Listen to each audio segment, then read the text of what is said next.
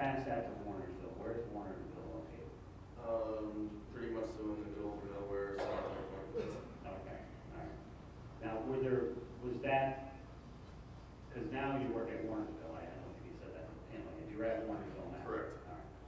Were there challenges you faced at working at Harrisburg that you may not face now, or is it about the same?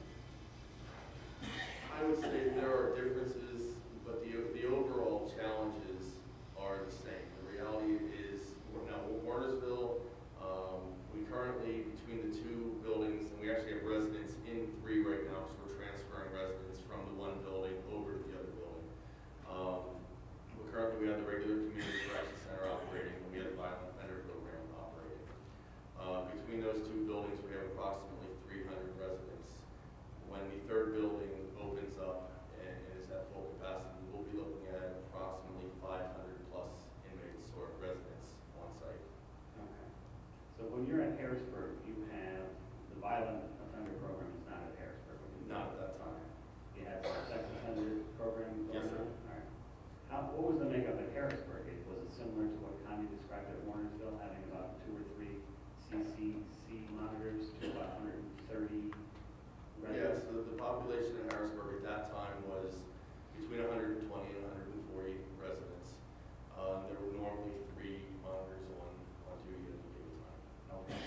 And the duties the luminous duties that Connie described, was that of a similar nature down in Harrisburg? Similar.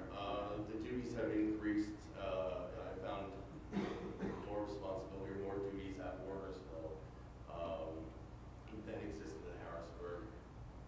Would you say that's due to changing locations, or is that because now they're asking CCC monitors to do more? They're asking more of us. Realistically, in addition to, and Connie touched on several of these things, so I'll hit up quickly, but we are, as the monitors, we are the CO1s that are doing the head counts and the accountability of the residents. We are the CO2s that are issuing all radios and keys to the other staff. It's the security rounds, with the perimeter rounds as well as the inside of the building rounds. We are the ones that when this individual has broken the rules and determination is he's going back to the SCI, we're the ones putting him on the wall, strip searching him, shackling him up, loading him in the vehicle, transporting him back to the SCI, and so on and so on. Okay. And you don't have a nurse on staff, do you? No, sir. So when medication issues, do you deal with medication issues? Yeah, whenever a resident comes into the facility with medications, it's the monitors who determine whether or not that medication can be held by the resident or if it's something we need to maintain control of.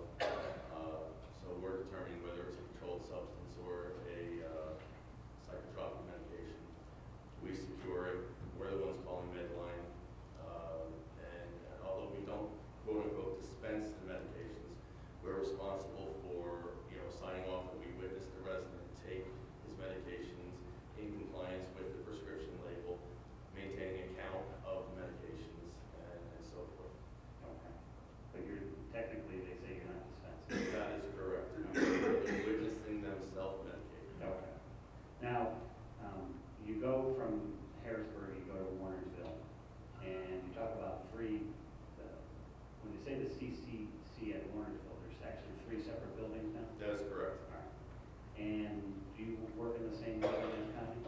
I work between all 3 buildings. Okay.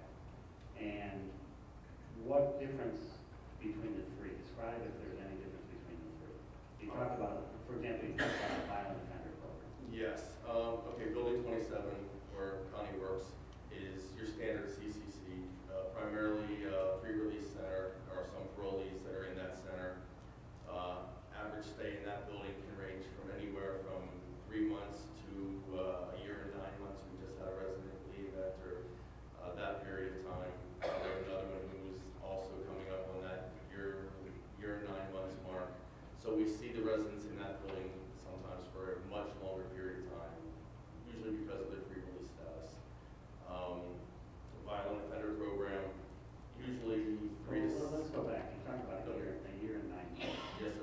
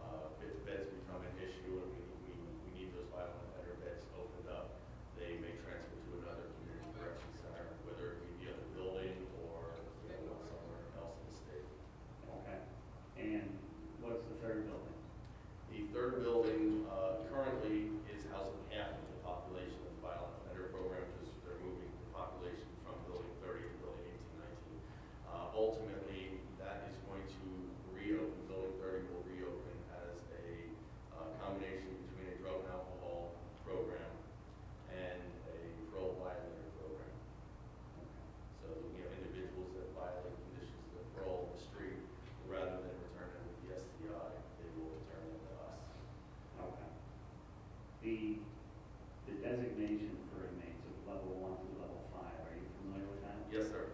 And what is your understanding of what type of inmate is supposed to be coming to these CC centers? My understanding is that we are supposed to be getting the best of the best, the most well-behaved individuals in the prison system that have earned their right to come into the community. Okay. And you heard me ask the question before, are you getting above level 1, are you getting level 5, somebody coming directly from the RHU unit? Have you ever experienced that? Absolutely. On more than one occasion, we see that occur.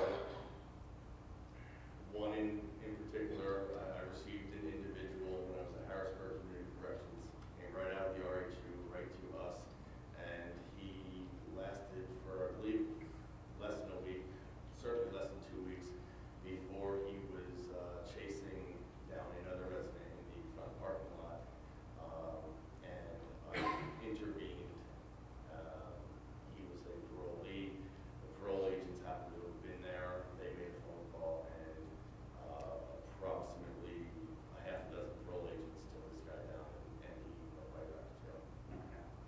Now, do you deal with are there altercations, both verbal and physical, that you deal with? On a somewhat regular basis. Whether it is the altercations, normally it's between the residents. Residents are usually smart enough, they know where the cameras are or not. But when somebody suddenly shows up with a black eye and so forth. In most cases, we are able to investigate, do some research on the cameras and so forth, determine what happened. And in most cases, they end up going back to the SCI as a result of the fights and so forth. Connie was talking about when she was pushed. I just had one of my coworkers was assaulted last night. He was pushed. He walked into one of the security around it. He walked in on a resident with a cell phone, and rather than just peacefully hand it over, it ended up into an altercation. Resident pushed the staff member. Staff member did ultimately get the cellular phone, and the resident. And I don't know if he was pre-released or parole, so I don't know if he escaped or absconded, but he ran from the program shortly thereafter. You mean ran out of the CC center? Yes, Oh. yes. So he's now a fugitive, whether it is from parole or from state police. Okay. Do incidents like that occur where somebody just walks out of the facility? Often. Again, the goal is to see these residents reintegrate back into society. So they are signing out into society on a regular basis. They can choose to not come back. They oftentimes end up back in the old neighborhoods, the old friends, drugs, the alcohol. They can sign out in the community where they can have easy, direct access to weapons, drugs, alcohol. Doesn't always fare well. Over the last day and a half, we've heard a lot about how the SCIs, the state hospitals, are limited access, limited entry, limited exit. Obviously, listening to you and listening to Connie now, we know how open these facilities can be potentially. How much on a daily, weekly basis do these outside influence that these inmates have access to affect your job? Fairly often. Again, a large percentage of our resident population have past addiction issues. They sign out into the community, and whether it's the cocaine, the heroin, the crack, or now the K2, and they return into our facilities. That they're now under the influence of some mind-altering substance. The normally docile resident is suddenly not quite so docile. There's nothing more unpredictable than a resident under the influence of a mind-altering substance. So in addition to having to deal with somebody who, in particular, may not be a great person to begin with, now you're dealing with them under the influence of be it K2, be it some other illegal substance. Correct.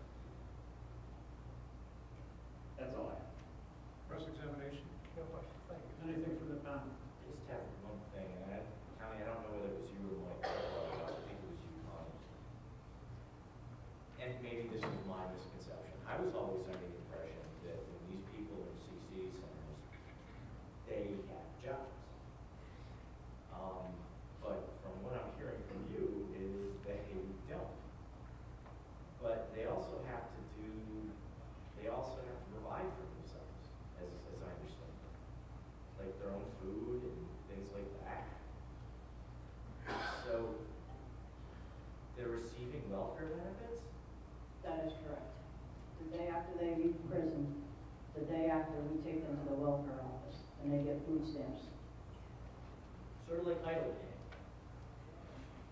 Thank you. Thank you very much.